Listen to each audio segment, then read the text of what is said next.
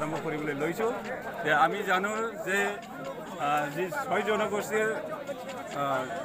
জনগণ ৰাইজ তেখেতে আমি জনাত বা আমি যিখিনি জানো যিখিনি জানিব পাৰিছোঁ তেখেতে শিক্ষা দীক্ষা অৰ্থনৈতিকভাৱে চাকৰি বাকৰিৰ ক্ষেত্ৰত বহুত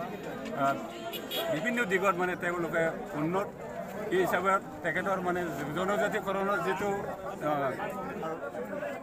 বিৰোধিতা কৰিবলৈ আমি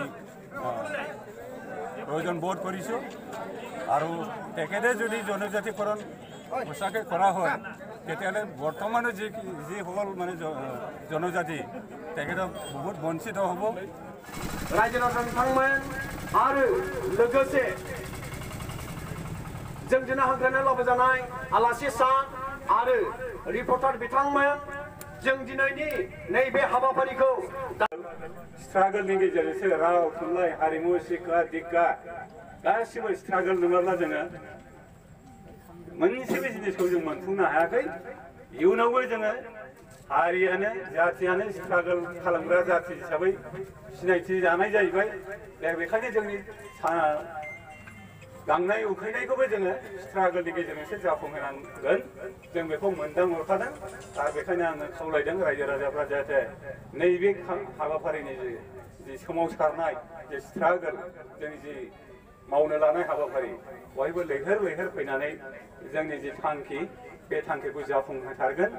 जाफुंहोनायाव मदद होगोन आरो जों जाफुंहोथारनांगोन आं बेखौ खावलायदों। बेखायनो आं नैबे समाव गोलाव बुंनो सानाखै। जोंनि बे फर्स लाइट जे रेलि जागोन बे रेलिया जेरावबो दङ जेरावबो जागोन दिनै बेवहाय गोबां माहारियारि आफादफ्रा मदद होगोन। दा बेबायदिनो जोङो बेवहाय